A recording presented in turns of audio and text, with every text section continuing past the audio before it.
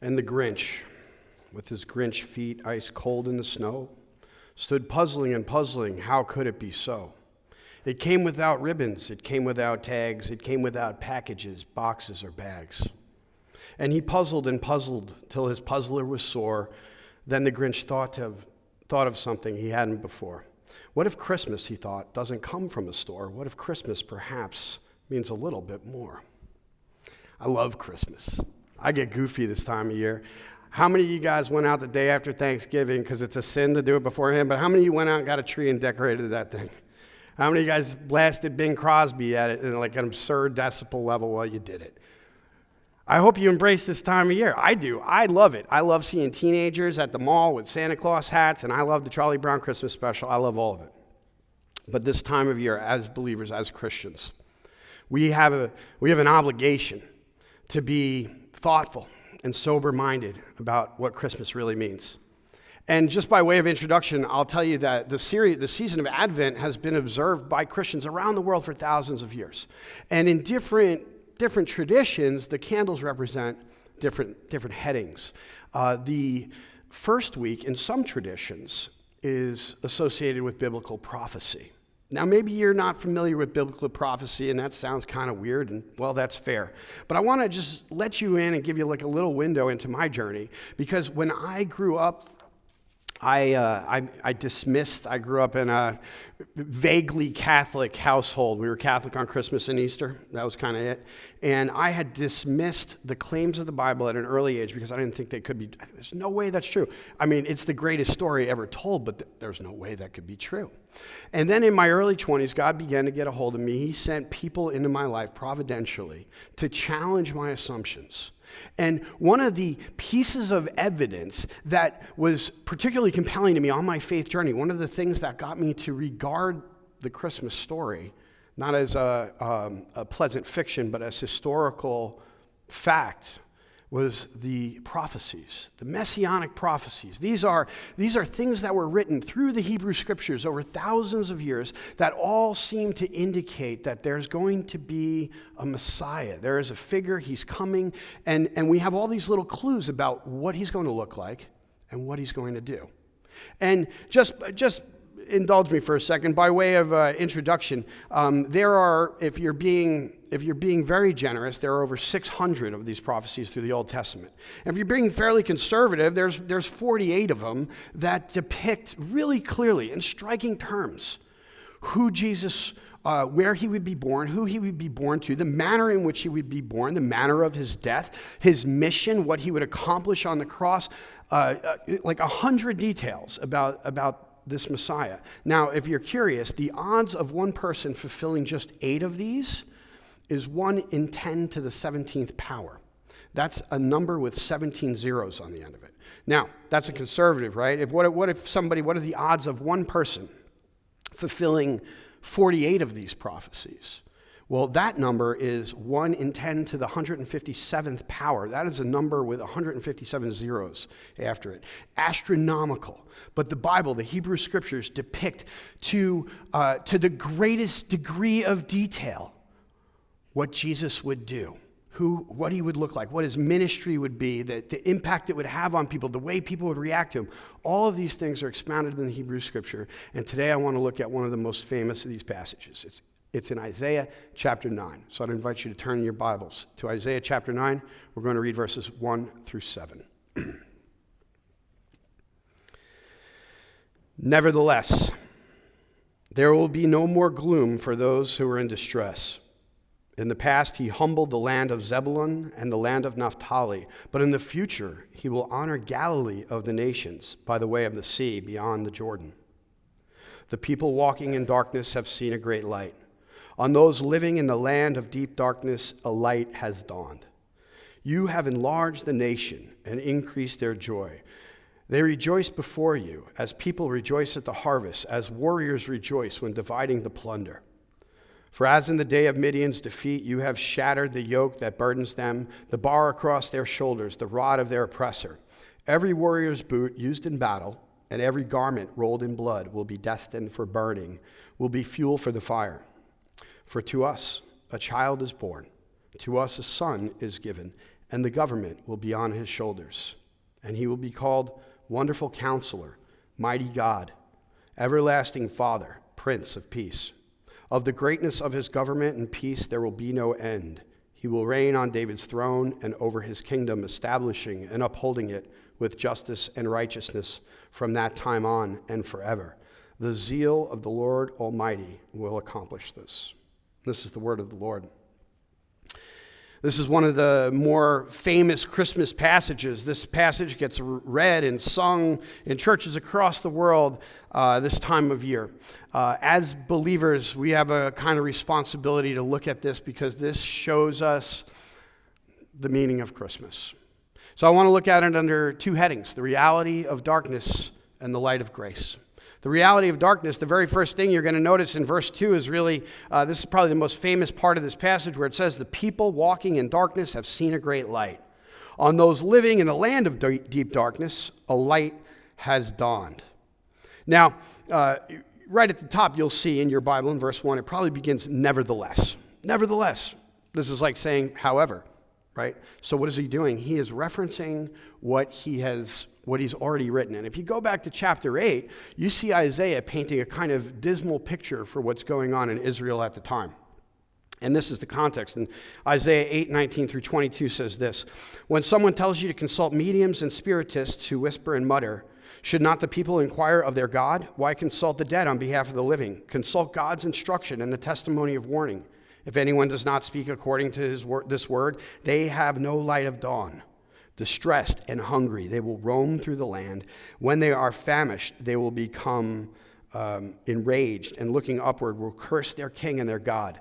They will look toward the earth and see only distress and darkness and fearful gloom, and they will be thrust into utter darkness. What's happening is the Israelites are crushed under famine. They're hungry and they're starving, and what are they doing? They're doing what a lot of us would do.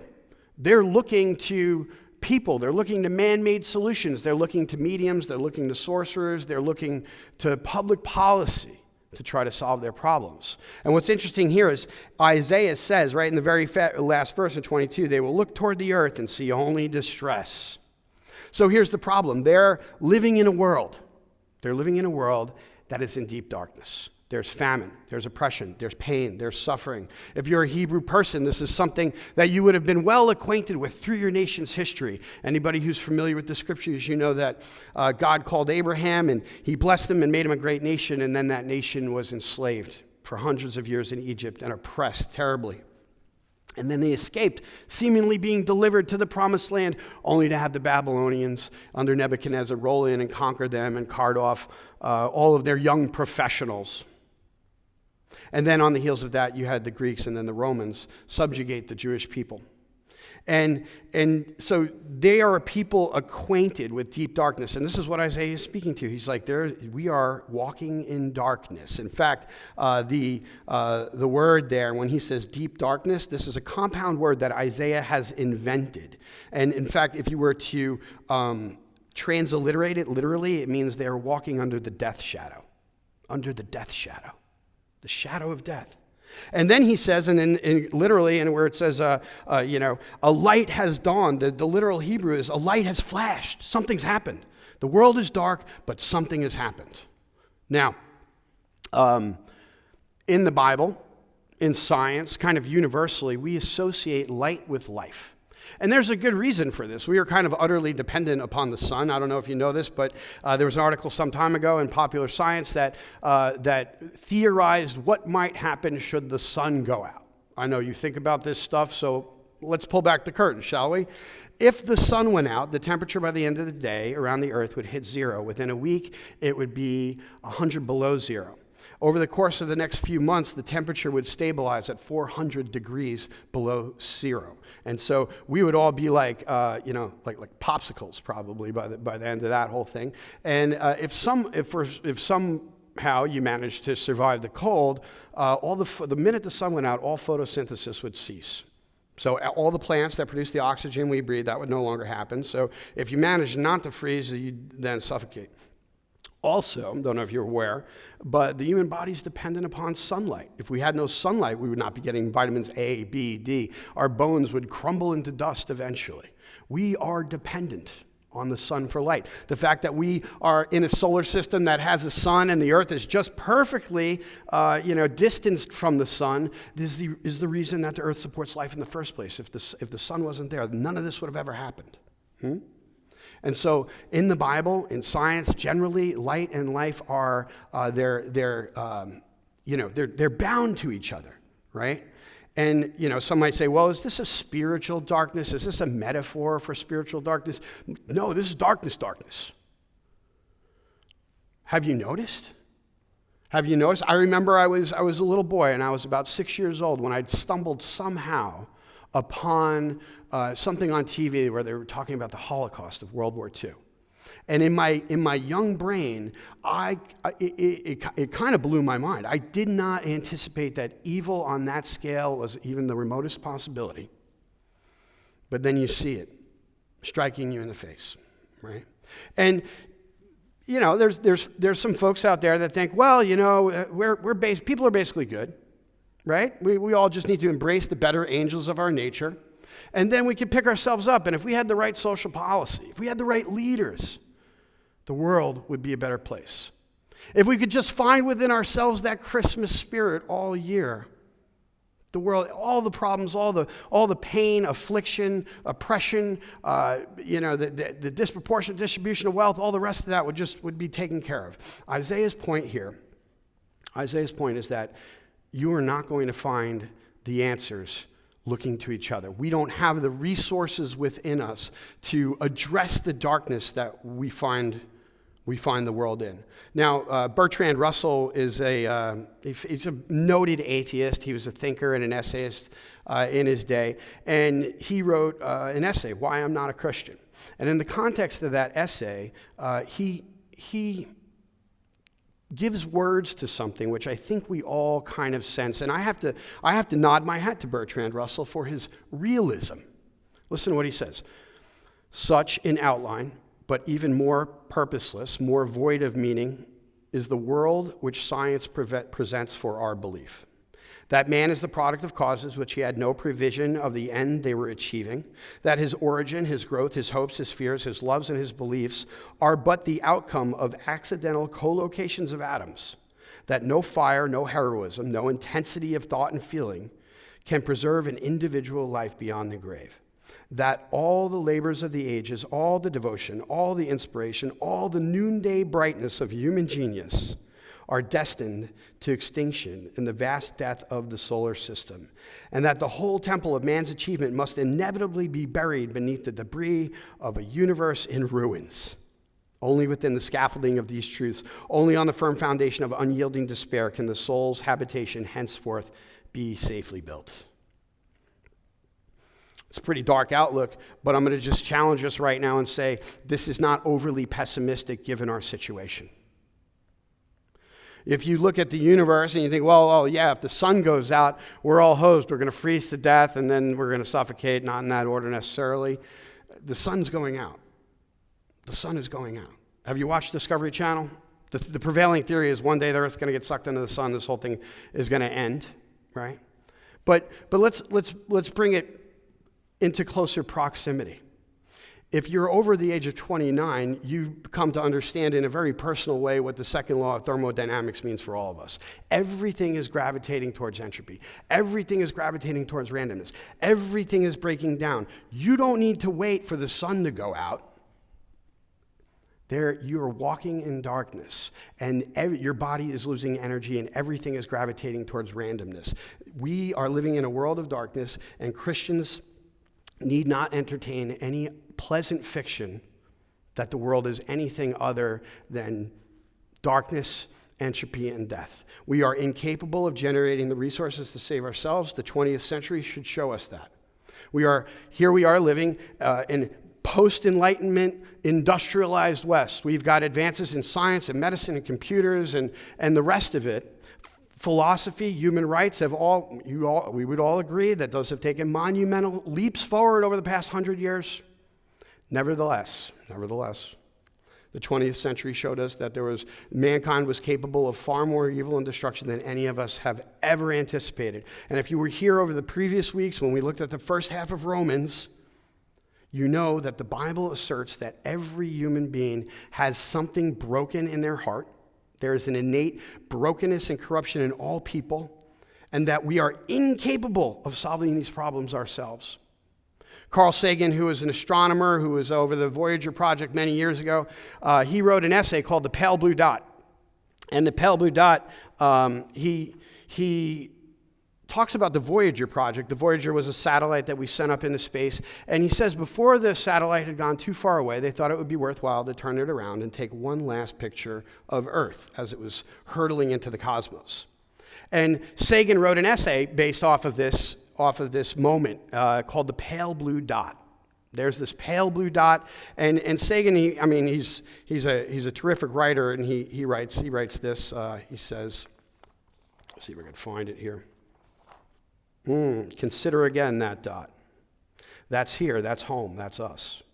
On it, everyone you love, everyone you know, everyone you've ever heard of, every human being who ever was, lived out their lives. The aggregate of our joy and suffering, thousands of confident religions, ideologies, and economic doctrines, every hunter and forager, every hero and coward, every creator and destroyer of civilizations, every king and peasant, every young couple in love, every mother and father, hopeful child, inventor and explorer, every teacher of morals, every corrupt politician, every superstar, every supreme leader, every saint and sinner in the history of our species lived there on a mote of dust suspended in a sunbeam. The earth is a very small stage in a vast cosmic arena. Think of the rivers of blood spilled by all those generals and emperors so that in glory and triumph they could become the momentary masters of a fraction of a dot. Think of the endless cruelties visited by the inhabitants of one corner of this pixel on the scarcely distinguishable inhabitants of some other corner. How frequent their misunderstandings, how eager they are to kill one another, how fervent their hatreds. Our planet is a lonely speck in the great enveloping cosmic dark. In our obscurity, in all this vastness, there is no hint that help will come from elsewhere to save us from ourselves. It has been said that astronomy is a humbling and character-building experience, and there is perhaps no better demonstration of the folly of human conceits than this distant image of our tiny world. To me, it underscores our responsibility to deal more kindly with one another and preserve and cherish the pale blue dot, the only home we've ever known. Russell is far more honest and pragmatic than Sagan. His assertion is, look at, this is our home. This is all we've got. We have to somehow deal more kindly with each other. We have to find the resources within ourselves to save us. And it won't work. It won't work because why? There's a people and you've been walking in great darkness. But, what does Isaiah say? Nevertheless, a great light has dawned. So that's the reality of the darkness. And we could end the sermon there and it would all be true, but it would be horribly, horribly depressing for a Christmas message. Let's look at the light of grace.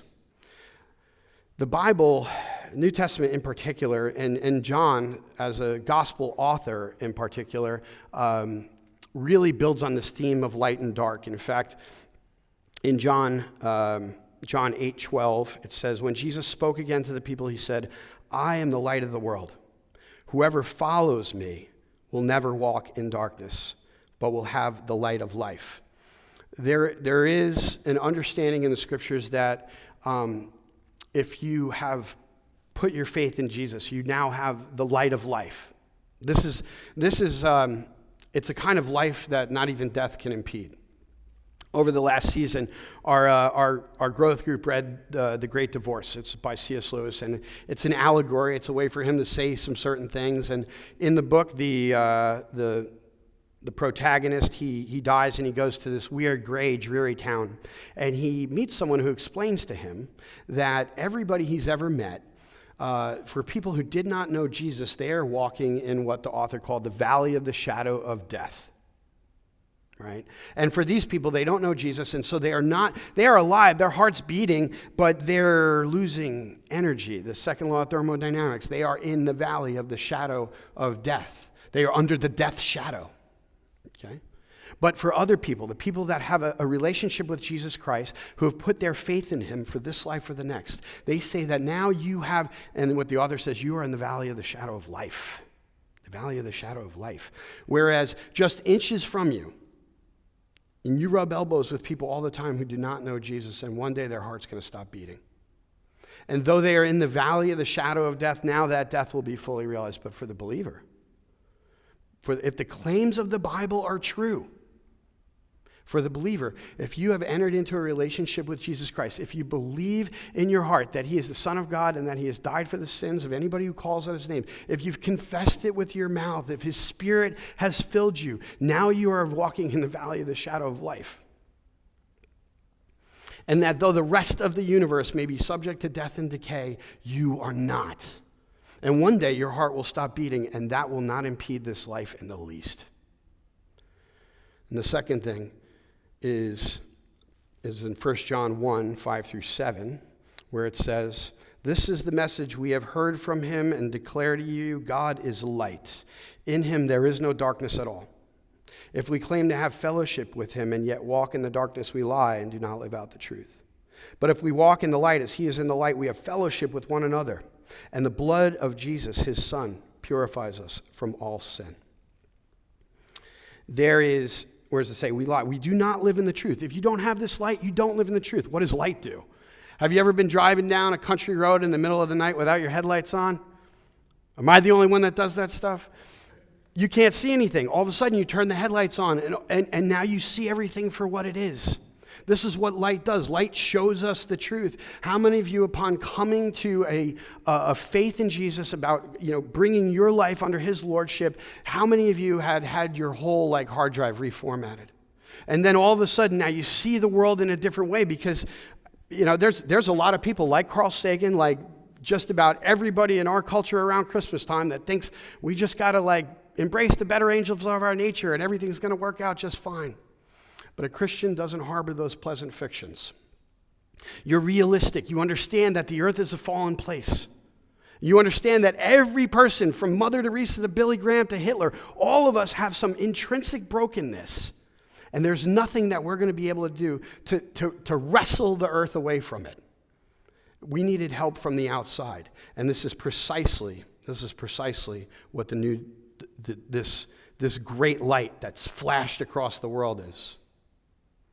Now, the other thing about this thinking of light and darkness and this time of year, this is the reason why we have Christmas lights. In the Mediterranean world, this is the darkest time of year, and they would have used candles to light up their homes and so forth. The other thing you got to realize about this is how weird it is. Right in the very top paragraph, it says, "Nevertheless, there will be no more gloom for those who are in distress. In the past, he humbled the land of Zebulun and the land of Naphtali, but in the future, he will honor Galilee of the nations." We'll read that and not notice it, but anybody who heard this, Isaiah's original audience, would have been floored. They would have been shocked. Galilee? What, Galilee? Because if anything really amazing and transformative was going to happen in Israel, it would have happened at religious headquarters in Jerusalem. Galilee was podunk nowhere, right? And you even have in John 1, where Nathanael, he hears about this teacher, Jesus, who is powerful in word and deed. And then what does he say? Nazareth? Can anything good come from there? This is Podunk, Nebraska. Where you think about the places in our country that are the really ascendant cultural influences, right? You've got New York, LA, DC, maybe Chicago, right? This would be like the craziest, most wild, transformative news and policy coming out of Sheboygan or something like that. It would be shocking, wouldn't it? And that's to his original ears. They were shocked. The story is absurd. It's absurd. So the Hebrew people, just let me back up a few thousand years and give us a snapshot here.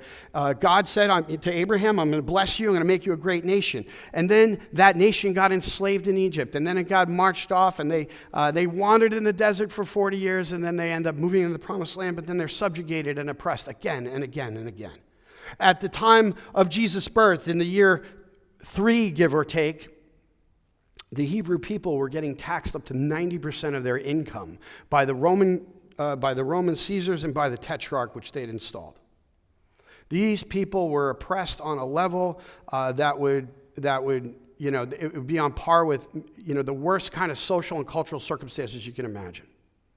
And within this marginalized, disenfranchised people group, there's a baby born to an unwed teenage mother who would have been stigmatized, and her child would have been stigmatized, and she was stigmatized for the rest of her life.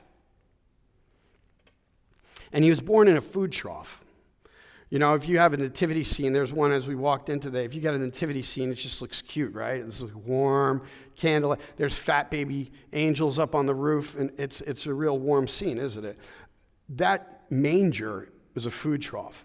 And so Jesus, the baby Jesus, the King of Heaven, was laid in hay with animal spit. This is an unlikely story. This is an absurd story. That the most important, the prince of the universe, the most important thing that's ever come across the horizon of this world is a baby in a food trough, born to an unwed mother, to one of the most poor, one of the most oppressed, one of the most marginalized people groups that's ever been written in history. Okay, what does that tell you? That shows us one of the great principles and themes in the entire New Testament. One of my very favorite verses is in 1 Corinthians. It says, "But God chose the foolish things of the world to shame the wise. God chose the weak things of the world to shame the strong. God chose the lowly things of the world and the despised things and the things that are not to nullify the things that are." God did not leave us in darkness. He did not leave us to walk under the death shadow. He sent a light into the world, and it was the most unlikely of lights. And what does that mean? That means that with God, there are no lost causes. Wherever you came from, whatever your circumstances, whatever you brought through the door this morning, you are not beyond the hope that has entered this world through Jesus Christ. And I talk to people throughout the week all the time that have come from backgrounds and circumstances where if you were to put it on paper, their chances aren't great. They grew up in homes where there was violence, addiction, infidelity, all kinds of horrible stuff. The horror stories I have heard. Christmas means that tomorrow doesn't have to be the same as today. Christmas means that God will use the foolish things of this world to shame the wise, and wherever you came from and whatever you brought through the door, you are never beyond his hope, you are never beyond his love, you are never beyond his reach. He braved the pain of death and the fire of hell so that he could know you in a personal way, so that he could call you his own. He loves you to high heaven, literally. Christmas means that there is a light that has flashed across the universe for all of those people that are walking into the death shadow. And it's incredible news, and it means that tomorrow doesn't have to be the same as today. And it also means that if it's true, if this really is true, if the Christmas story is true, and it's not just a pleasant fiction, it means that the King of Heaven, Jesus Christ, who was there with God when he called the stars of the sky, who's co-equal with God the Father, who was wrapped in an embrace with him for all of time, humbled himself. And he was born in a food trough to an unwed teenage mom. And he lived the life of a poor itinerant preacher. He said, "Birds have their nests, foxes have their holes, the Son of Man has no place to lay his head." He lived based off, he subsisted on the generosity of others. He had nothing. And he humbled himself. That means that you have to humble yourself too. Christmas means, among other things, that if you're going to come after Jesus, if you're going to follow Jesus, who humbled himself to the point of death on a cross, you have to humble yourself too. And you cannot come to him and say, "I've lived a really good life, you owe me." And you also cannot come to him and say, "I've had a really bad life, you owe me." You have to come with nothing. The word grace, right? You're saved by grace. And this is not of yourselves. It is the gift of God so that no one can boast. The word grace is the Greek word charis, and it means gift. In Ephesians 2, 8, 9, and 10, Paul says, you've been saved by grace. It's a gift. He says it like several times. It's a gift. You've been saved by a gift. It's a gift. You can't boast. It wasn't earned. It wasn't deserved. And look, what does Isaiah say? The zeal of the Lord Almighty will accomplish this. This is the light of grace. This is not something that we somehow manufactured or materialized on our own. This is purely 100% the grace of God giving a gift to anybody who would call on the name of Jesus. Now, the fourth thing that Christmas is going to show us is that, and it's in verse 3. It says, you have enlarged the nation and increased their joy. They rejoice before you as people rejoice at the harvest, as warriors rejoice when dividing plunder. If you are a Christian, if you have put your faith in Jesus for this life and the next, yes, you're going to be walking in the land of great darkness, but you're going to be extremely cognizant of the fact that a new light has flashed across the horizon of this world, and it changes everything. And what Isaiah is referencing is people rejoice at the harvest and warriors rejoice dividing plunder. There were like two good reasons to rejoice in ancient times: harvest and plunder. These were the reasons. Now you have a reason for joy. All of a sudden, because if you lost the war, that wasn't good. If your harvest didn't come in, that wasn't good. In both cases, there's going to be death and starvation. But there's a new light that's flashed across the world.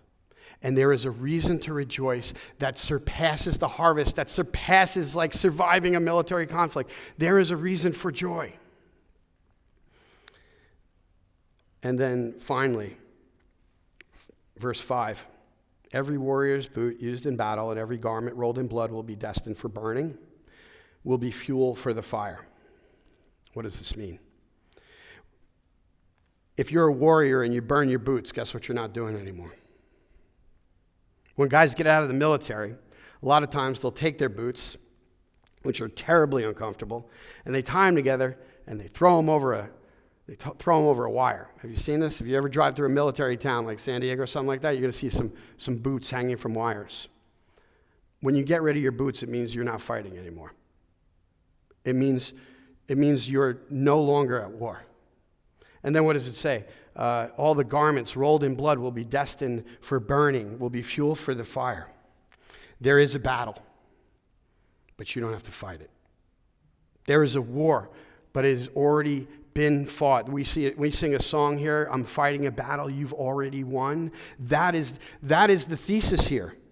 There is a battle, and it's already been fought. Dorothy Sayers is an essayist, and I didn't put this on the slides, but I'll read it for us. The incarnation means that for whatever reason, God chose to let us fall, to suffer, to be subject to sorrows and death. He has nonetheless had the honesty and courage to take his own medicine.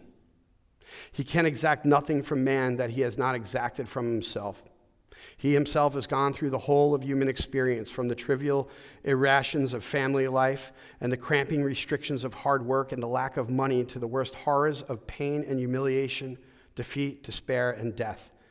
He was born in poverty and suffered infinite pain, all for us, and thought it well worth his while. That light is flashed, and the battle he won was the battle against sin and death. You can look in the garden at Gethsemane when Jesus was preparing to go to the cross, and he asked God, Father, let this cup pass from me, but that is the cup of God's wrath. And the reason that Jesus is sweating blood in the garden, the reason that he is screaming out in the dark on the cross, my God, why hast thou forsaken me, is because he's the only person in all of history that had the perspective to understand what that cup looks like. And oftentimes when you see a cup show up in the Bible, it is referring to the cup of wrath. And Jesus took the wrath of God that I deserve because I've never honored him with my heart, with my actions, with my feelings, with my emotions. Even my best moments are riddled with pride and envy and ego. I've never done a thing to please him. But Jesus Christ loved me so much that he was born in a straw poverty, in a food trough. And that food trough, is more famous than all of the emperors and the military leaders in all of history, and he was crucified on a trash heap, and that trash heap is more famous than all of the Caesars and all the emperors who have ever lived. Because a new light has flashed across the horizon of this world. He loves you. He loves you. This is God's word.